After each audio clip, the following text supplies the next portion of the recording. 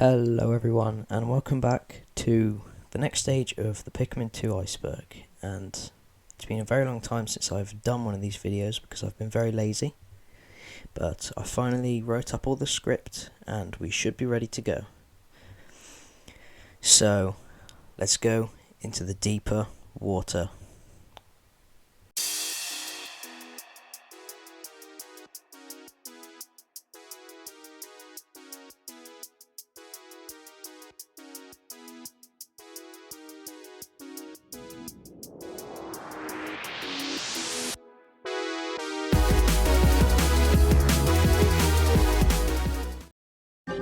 The physically impossible Nexus of the caves.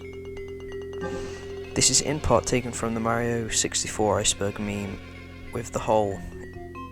The inside of the castle is way bigger than the outside. Take Snagret Hole for example.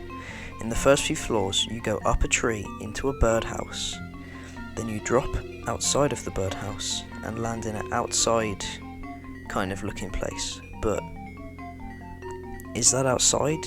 How is it sub-level 2 if it's outside?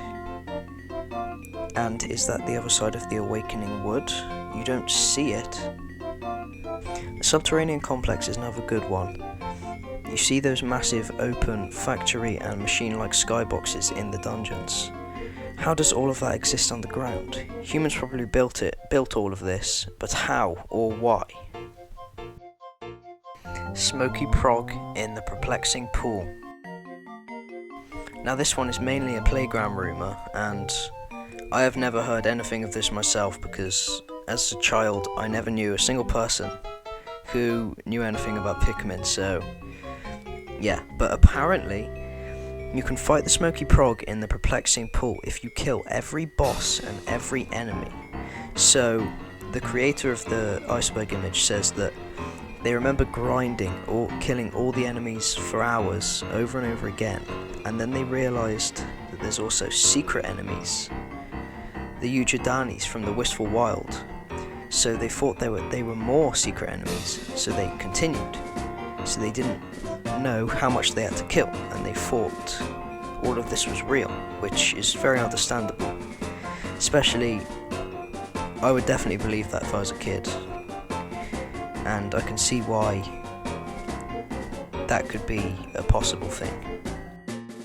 Dream Den's unused floors. Different beta floors for the Dream Den, not too different, but still noticeable nonetheless. 3 total floors are different or unused, 2 being the last and the second to last floors. 6th spam message. At the end of every day, you can get emails from different characters in the game about your progress. Some of these can be from the writer, called spam. These are not normally seen by many people, as they are normally sent to you on very late days in the game, where you've probably already completed the game or stopped playing. Now, these emails from spam just appear as basically links to Nintendo.com, so it's just like a bit of a little fun thing you can get. It's not too bad, although some of them can replicate real emails you can get, like about spam and stuff, you know, like getting spam emails, which is quite interesting. The King of Bugs. The King of Bugs is Louie's name as a treasure when you collect him in the final floor of Dream Den. This being so far down on the iceberg is because that this links to the whole theory of Louie being evil and that he can control bugs. A bit like how we talked about how he could control the Titan Weevil earlier. The Lost Toy Box. The Lost Toy Box is just unfinished and beta deleted cave, which there are many of, but this one is here because its name and it sounds creepypasta-like, and that's it. The Japanese Silencer.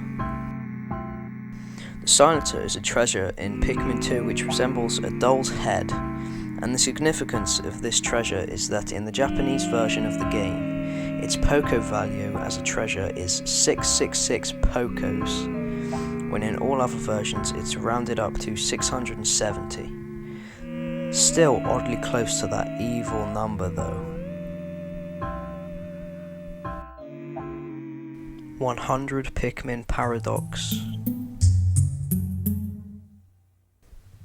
So in every Pikmin game, it is impossible to get over 100 Pikmin out at once. But does this mean 100 out at the same time in the entire planet world? Or just a region? And why is this even a rule? What is stopping the Pikmin to just come out of the onion when they please? So this rule is kind of just for a balancing and running the game smoothly purposes. But how do all the Pikmin fit in those onions anyway? Early cave music and sounds. Nothing to see here, just some beta music and beta sound effects. None of them sound very creepy or eerie especially.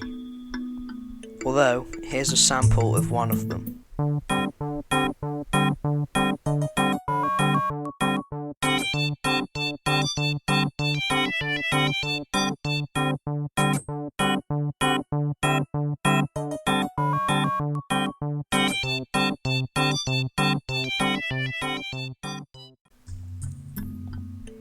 Day 666. Day 666 is described as another playground rumour saying that a hell version of the selected stage will appear.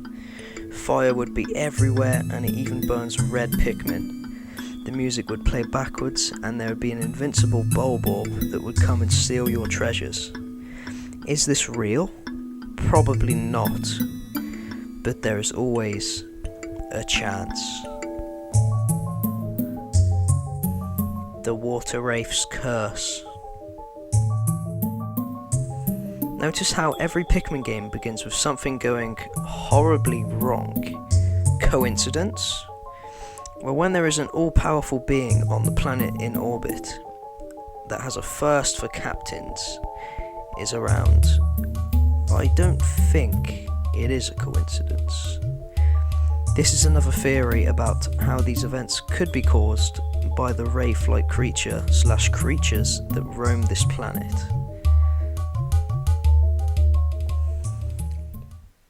Stretches its neck to look for prey. This is an unused Wikipedia entry that sounds as if it could be for the Snagret, or even possibly the burrowing Snarrow, which is mentioned by Olimar and also appears in the Pikmin 251, which is a Pikmin fan game made by Pikhacker. So this was likely for a creature that got cut from the game. Baldwin Abandonment. So Baldwin Abandonment is the last part of this Iceberg stage, and it is when you leave a cave in Pikmin 2, and if you have Baldwin in your squad, they don't come with you. They just watch you go up to the surface. Well, it's not that they can't go to the surface, it is because they are purposefully abandoned there, as there is no rooms in the onions and the ship for them to be stored. And it makes me sad every time I have to leave.